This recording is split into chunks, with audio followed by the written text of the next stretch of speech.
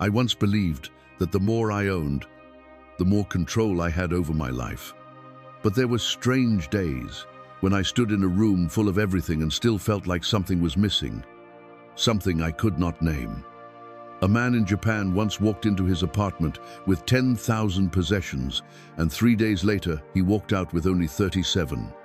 Not because he lost his mind, but because for the first time he saw clearly what truly mattered. Marcus Aurelius once wrote that our life is wasted on things that are not necessary.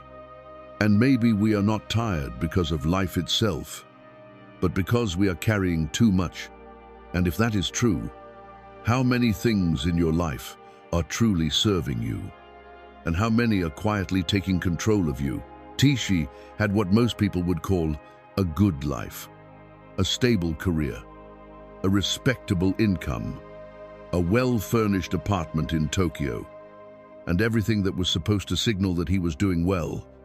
And for a long time, he believed it too, because that is what everyone around him seemed to believe, that success could be measured by accumulation, by how much you could afford, by how many choices you had, by how full your life looked from the outside. But there was a quiet contradiction that kept growing inside him, something that did not match the image he had built, something that did not go away, no matter how much he added. Every morning he would stand in front of his closet, staring at dozens of options. And instead of feeling prepared, he felt exhausted. Not because choosing was difficult, but because choosing never ended. Every decision felt small, but together they drained him. Slowly, quietly, relentlessly. And every night he would scroll through shopping apps, telling himself he deserved something new, something better, something that would finally make things feel complete. But the satisfaction never lasted. It dissolved almost immediately, leaving behind the same emptiness that pushed him to buy in the first place. He did not question it, because no one around him questioned it. This was normal. This was modern life. Until one moment broke the illusion. He walked into a department store to buy something simple, just a black t-shirt. Nothing complicated, nothing special.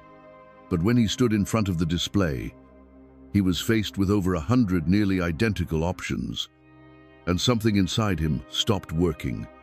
His mind could not process it, not because the choice was important, but because it was one choice too many. His chest tightened. His breathing became shallow. And before he understood what was happening, he found himself sitting on the floor, unable to move, surrounded by things that were supposed to make life easier, but instead had made it unbearable. Later, the explanation was simple: décision fatigue. Too many choices, too much input, not enough clarity. But the diagnosis did not capture what he felt, because it was not just about that moment. It was about everything leading up to it.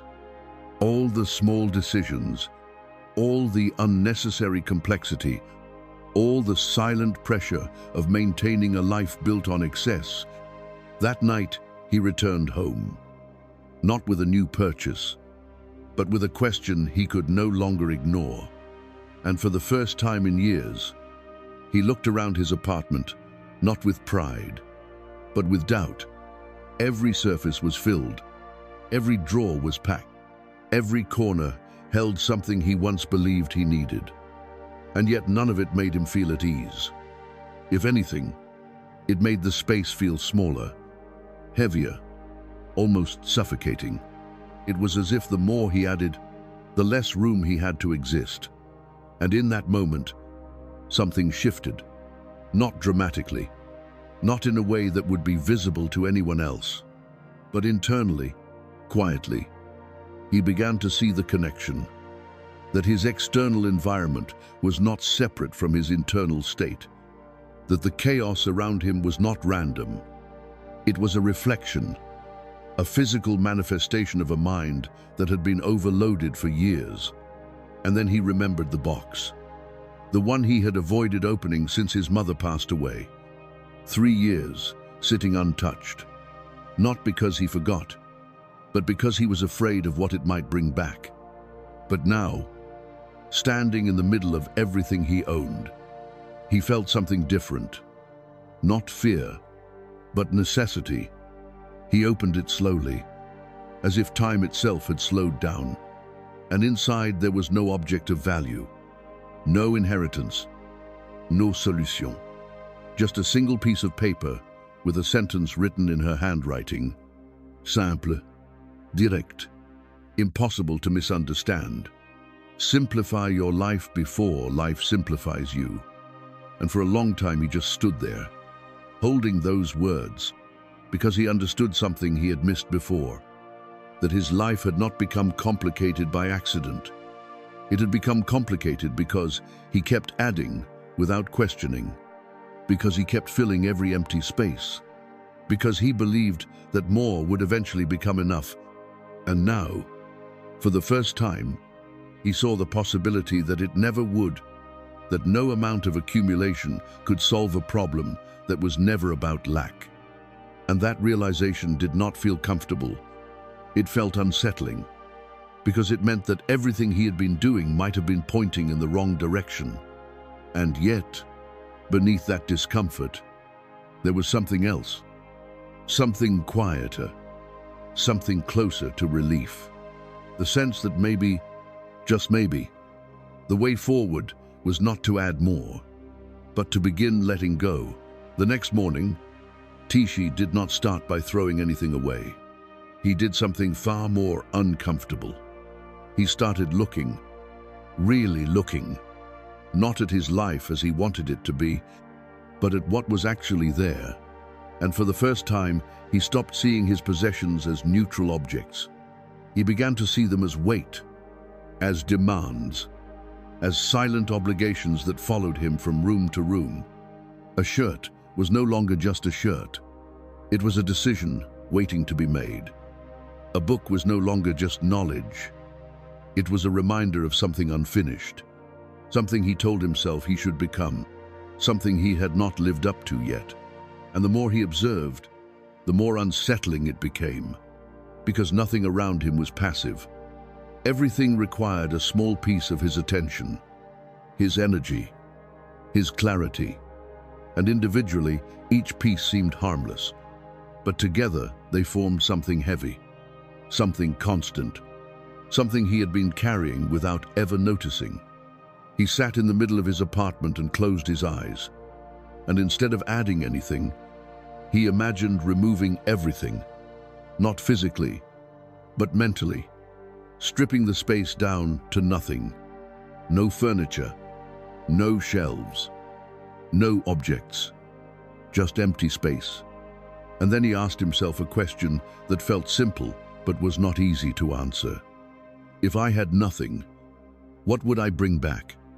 Slowly, one, he began to add things back into that empty space in his mind. Only the things that truly served his life, as it was, not the life he imagined, not the life he performed, but the life he actually lived. And what surprised him was not what remained, but how little remained, because so much of what he owned had nothing to do with who he was in the present moment. It belonged to a past version of himself he was no longer living, or a future version of himself he might never become. And for the first time, he saw clearly that his possessions were not supporting his life. They were fragmenting it, pulling his attention in different directions, keeping him tied to identities that no longer fit. And he remembered a thought he once read from Marcus Aurelius, that if you remove your unnecessary thoughts, you remove your unnecessary suffering. And he realized that thoughts and objects were not separate, because the objects around him were generating the thoughts inside him. Every item was a signal, a reminder, a decision, a story. And his mind was responding to all of them, whether he wanted to or not. And suddenly the idea of simplicity no longer felt like deprivation. It felt like clarity. like the possibility of finally having a mind that was not constantly interrupted, not constantly pulled away from itself. He looked around again, and instead of seeing abundance, he saw noise. Not loud noise, but constant noise, the kind that does not let you rest, the kind that fills every moment with subtle pressure. And he understood something that changed the way he saw everything. He did not own 10,000 things. He was managing 10,000 responsibilities, 10,000 open loops that never fully closed. And no matter how organized he tried to be, no system could remove the fact that each item required something from him. Attention, garde, space, memory. And the more he thought about it, the clearer it became that he had built a life where his energy was scattered across objects instead of directed toward living. And this was the principle of Kanso. Not the act of throwing things away, but the discipline of returning to what is essential, the refusal to carry what does not serve, the understanding that every unnecessary thing is not harmless. It is a form of friction, a quiet resistance against clarity. And in that moment, Tishi did not feel the urge to clean. He felt the urge to understand, because the problem was not the objects themselves. It was the reason he had allowed them to accumulate, the belief that more would give him control, that more would make him feel secure, that more would fill what felt empty inside. But now he could see that it had done the opposite. It had multiplied his decisions, diluted his focus, and slowly taken away the space he needed to think, to breathe, to simply be. And for the first time in years, he did not reach for his phone. He did not open an app. He did not look for something to add. He sat there in the quiet weight of realization, understanding that the path forward was not about organizing what he had, but about questioning why he needed so much in the first place. At first, Tishi believed that once he saw clearly what was unnecessary, he would feel lighter. He expected relief, a sense of freedom, something immediate and obvious. But what came instead was something he was not prepared for. Silence. Not the kind of silence that feels peaceful, but the kind that feels heavy, unfamiliar, almost threatening, because for the first time in years, there was nothing between him and himself. No distractions, no small decisions to hide behind, no constant movement to keep him from stopping. And in that stillness, something began to surface. Slowly at first, then all at once, thoughts he had postponed, feelings he had buried, questions he had avoided. It was not the absence of noise that disturbed him. It was what the absence revealed. He realized that the objects he had surrounded himself with had never been the source of comfort. They had been a barrier, a way to keep distance from something deeper, something unresolved. And now that barrier was gone, even if only in his mind. And what remained was not clarity, but confrontation. He sat there, resisting the urge to reach for anything, to fill the space again, to return to what was familiar. And that urge was stronger than he expected, not because he needed something, but because he did not want to feel what was emerging. And this is where most people turn back, not because simplicity is difficult, but because stillness is unbearable when you are not used to it. Because stillness does not give you anything. It shows you everything. Tishi began to understand that his habits were not random. They were patterns of avoidance. Every purchase, every scroll, every moment of distraction had been a way of stepping away from himself. Not intentionally, not consciously, but consistently. And now, without those layers, he felt exposed. He felt the weight of things he had not allowed himself to process. Grief that had been pushed aside, regret that had never been acknowledged, a quiet sense of emptiness that had been there long before the possessions. And for a moment, He questioned whether he had made a mistake, whether it would have been easier to continue as he was, to keep the noise, to keep the movement, to keep the illusion of control. But something in him chose to stay, not because it was comfortable, but because it was honest. He remembered something he had once read from Marcus Aurelius, that if you are distressed by anything external, the pain is not due to the thing itself, but to your estimate of it. And he began to see that what he was feeling was not caused by the absence of objects. It was caused by the presence of something he had been avoiding. And that realization changed the way he approached the moment. He stopped trying to escape it. He stopped labeling it as something wrong. Instead, he sat with it, not trying to fix it, not trying to understand it completely, just allowing it to exist without interference. And as time passed, something subtle began to shift. The intensity did not disappear, but it softened. The resistance lessened. The need to run faded slightly. And in its place, there was a different kind of awareness. A recognition that what he had been running from was not something that would destroy him.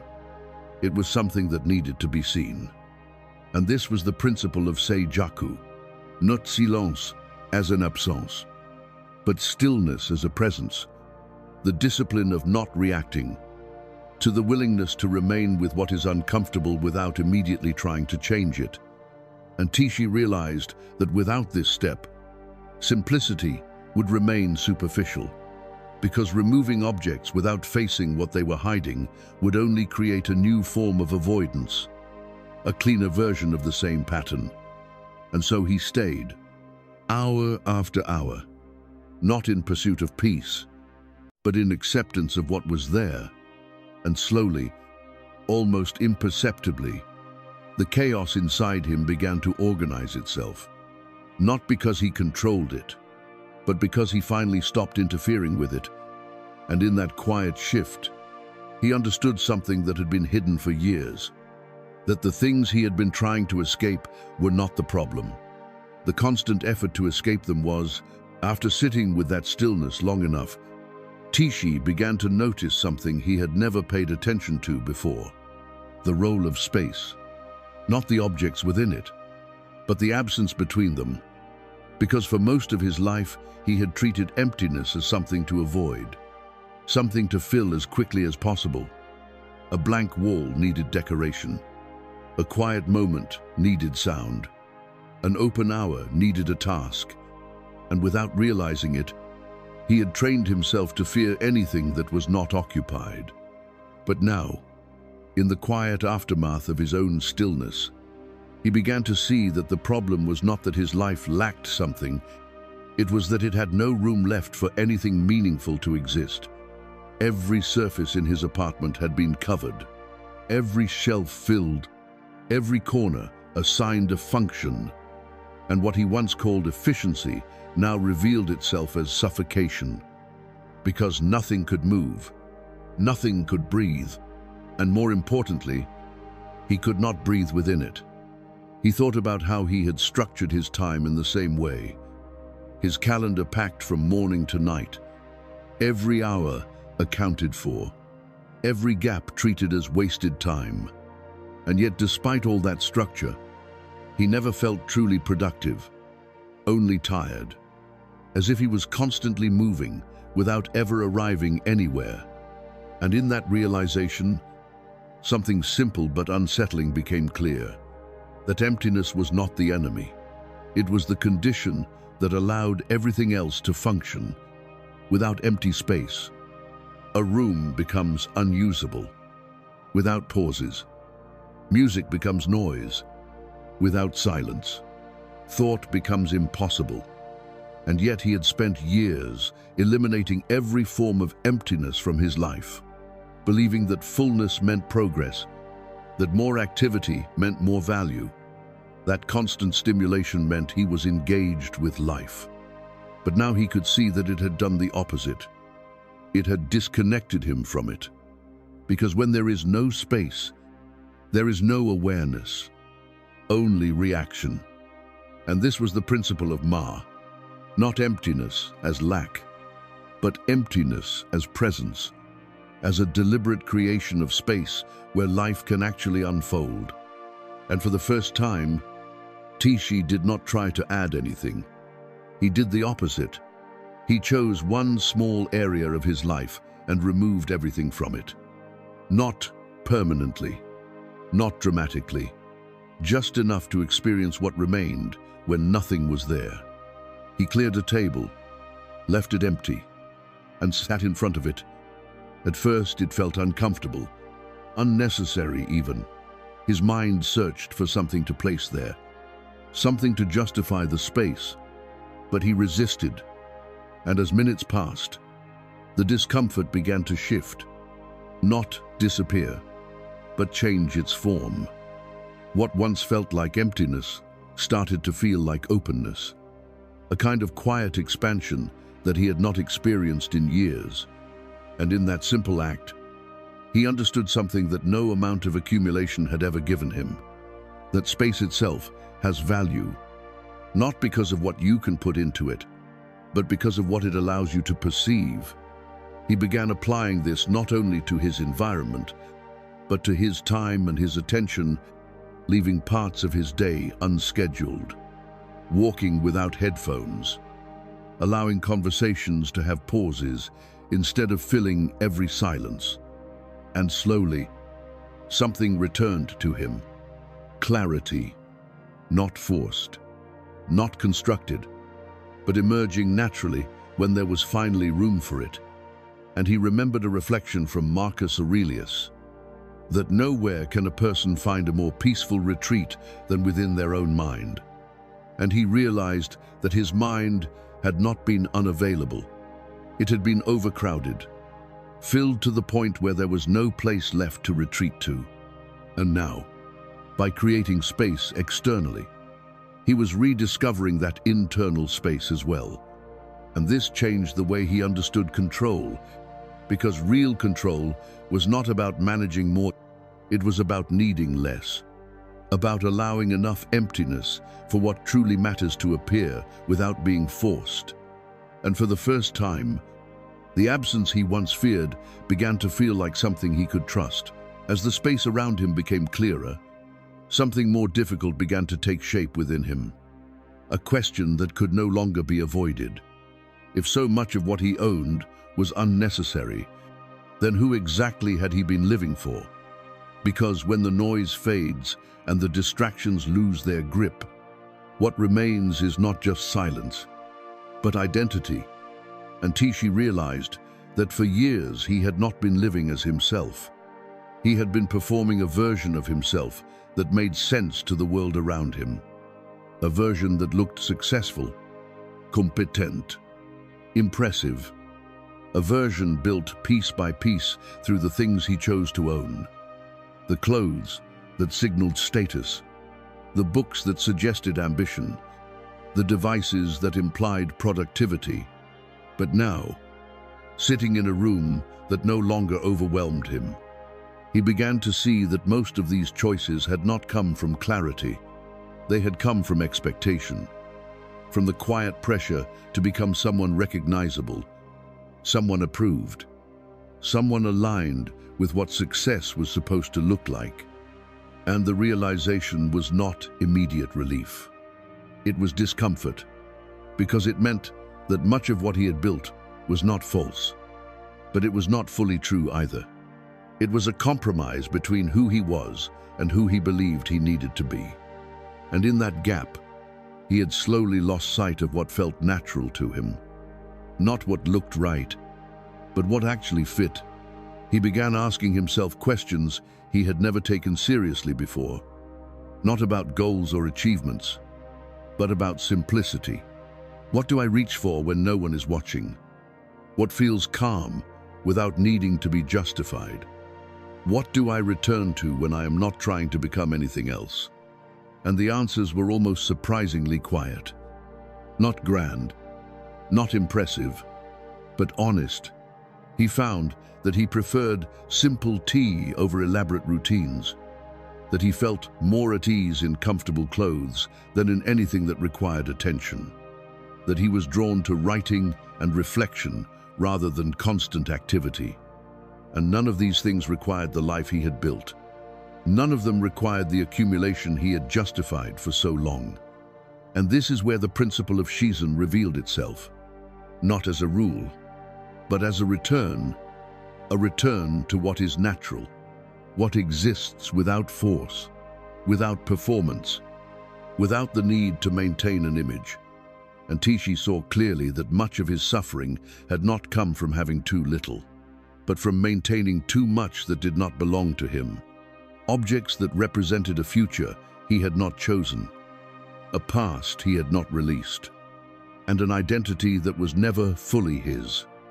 And in that understanding, letting go was no longer about discipline. It became about honesty, because every item he kept now had to answer a simple question. Does this serve who I actually am, or who I am trying to appear as? And the difference between those two was everything, because one required effort, maintenance, and constant reinforcement, while the other required almost nothing. It simply was. And he remembered a line from Marcus Aurelius, that a person should stand upright, not be kept upright. And for the first time, that idea felt tangible, because he could see how much of his life had been spent propping up an image that needed constant support, constant validation, constant évidence. And without it, he felt unstable, uncertain, incomplete. But now, as he began to align his environment with what felt natural rather than what looked right, that instability began to fade. Not because he had found a better version of himself, but because he had stopped resisting the one that was already there. And in that shift, simplicity took on a new meaning. It was no longer about having less. It was about removing what was not aligned, about stripping away what was unnecessary until what remained did not need to be explained. And this process was not dramatic. It was quiet, almost invisible, but it was consistent. And with each choice, each object released, each expectation questioned, Tishi moved closer to something he had not felt in years. Not excitement, not achievement, but a steady, grounded sense of being at ease in his own life. And that, more than anything he had accumulated before, was enough. The transformation did not happen the way most people imagine. There was no sudden breakthrough, no dramatic moment where everything became perfect. Instead, it unfolded quietly, almost unnoticed at first, like a shift in weight that you only recognize after you stop carrying it. Tishi did not wake up one morning as a different person. He simply stopped reinforcing the version of himself that required constant effort to maintain. And as that pressure faded, his life began to rearrange itself in ways that felt natural rather than forced. He started with his environment, not by aggressively removing everything, but by allowing only what was essential to remain. And over time, the number reduced itself, not because he was trying to reach a specific number, but because there was less and less that truly belonged, until eventually what remained was simple, functional, and aligned with how he actually lived, a small set of clothes that he wore without hesitation, a few objects that served clear purposes, and a space that no longer demanded his attention every time he entered it. And what surprised him most was not what he had removed, but what he had gained, because in the absence of excess, something else became visible. Time, energy, clarity, things that had always been there, but had been buried under layers of unnecessary complexity. His mornings changed first. What once took 45 minutes now took 5, not because he rushed, but because there was nothing left to overthink. His decisions became fewer but more deliberate. His attention no longer fragmented across countless small choices. And that alone created a sense of calm he had not experienced in years. His work began to change as well. not in its external form, but in how he approached it, without the constant background noise of unresolved decisions and accumulated clutter. He found it easier to focus, to complete tasks without interruption, to think clearly without being pulled in different directions. And gradually he realized that productivity was not about doing more. It was about removing what prevented him from doing what mattered. His evenings became quieter, not empty, but intentional. He no longer felt the need to fill every moment with consumption, whether through shopping or endless scrolling. Instead, he allowed space to exist. And in that space, he found something that had been missing for a long time. A sense of presence, the ability to sit, to reflect, to simply be without reaching for something to distract himself. His sleep improved without effort, not because he followed a new routine, but because his mind was no longer overloaded with unresolved inputs. And for the first time in years, he woke up without the weight of the previous day, carrying into the next. And as weeks turned into months, the changes extended beyond his immediate experience. His financial life simplified as well. Expenses naturally decreased because there was less desire to acquire, less impulse to fill imagined gaps. And what once required constant management now required very little attention. But perhaps the most significant shift was internal, because without the need to maintain a certain image, without the constant reinforcement of a constructed identity, he began to feel a different kind of stability, one that did not depend on external conditions, one that did not fluctuate with what he owned or how he was perceived. And in that stability, there was a quiet confidence, not loud, not performative, but steady, the kind that comes from knowing that there is nothing unnecessary left to defend. He remembered a reflection from Marcus Aurelius, that if you seek tranquility, do less, or more accurately, do what is essential.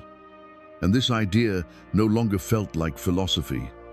It felt like reality, because he had experienced it directly. He had seen how much of his previous effort had been spent maintaining things that did not contribute to his life, and how little was actually required for it to function well. And this did not make his life smaller. It made it clearer. The same apartment that once felt suffocating now felt open, not because its size had changed, but because the weight within it had been removed. And for the first time in a long time, he could move through his own space without resistance, without distraction, without the subtle tension that had once followed him everywhere. And this is what quiet transformation looks like. Not a new life, but the removal of everything that was preventing you from living the one you already had. At some point, after the noise fades and the space becomes clear, there is a truth that begins to surface, and it is not a comfortable one. It is the kind of truth that most people sense but choose not to look at directly, because once you see it, you cannot return to the same way of living. Tishi arrived at this realization not through theory, but through experience. By removing what was unnecessary, he was forced to confront why it had been there in the first place. And the answer was not practical, it was emotional. He did not accumulate because he needed more. He accumulated because he was avoiding something. And when he looked closely, every category of his possessions reflected a different form of avoidance. The items he bought impulsively were not about utility. They were attempts to fill a quiet emptiness that appeared when he was alone. The things he kept just in case were not about preparation. They were expressions of fear, a belief that without enough backup, something would go wrong. The objects tied to status were not about appreciation. They were efforts to secure validation, to confirm that he was moving in the right direction. And the items connected to past versions of himself were not about memory. They were anchors that prevented him from letting go. And once he saw this pattern, it became impossible to ignore, because the problem was no longer external, it was internal, and no amount of organizing or optimizing could resolve it. This is the truth that most people avoid, that what we own is often a reflection of what we have not resolved, and that accumulation is not just a habit, it is a strategy, a way of managing discomfort without addressing its source. And it works, but only temporarily, because the underlying tension remains, waiting for the next moment of stillness to surface again. Tishi understood now why the cycle never ended, why each purchase felt necessary in the moment, but empty shortly after. Why the desire to add never fully satisfied, because it was not driven by need. It was driven by absence, and absence cannot be filled by objects. It can only be faced, and this is where the difficulty lies, because facing it requires a kind of honesty that is not convenient. It requires sitting with questions that do not have immediate answers. It requires letting go of the idea that something external will eventually make everything feel complete, and instead accepting that clarity comes from within, not from what we bring into our lives, but from what we are willing to see without distraction. He remembered a line from Marcus Aurelius, that the happiness of your life depends upon the quality of your thoughts. And he realized that his thoughts had been shaped by everything around him, by the constant signals, the constant reminders, the constant pull of things that demanded attention. And once those were reduced, his thoughts began to change as well. Not because he forced them to, but because there was finally space for them to settle. And in that settled state, he could see more clearly what mattered and what did not.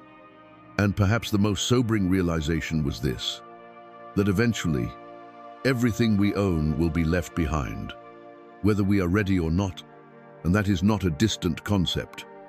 It is a certainty, one that gives weight to every decision we make about what we carry through life. Because if the end result is the same, if everything is eventually released, then the question becomes not how much we can accumulate, but how much we truly need in order to live well. And Tishi saw that he had spent years preparing for a future that never arrived, while overlooking the present that was always available. And now, with less, he had more of what he had been unconsciously searching for, not in objects, but in awareness, in presence, in the ability to move through his life without being pulled in 100 different directions. And this is the truth that remains. Simple, but not easy. That what you keep in your life should serve your clarity, not your avoidance. And anything that consistently pulls you away from yourself, no matter how useful it appears, deserves to be questioned. Because in the end, the cost of carrying what is unnecessary is not measured in space, but in the parts of your life that you slowly lose to it.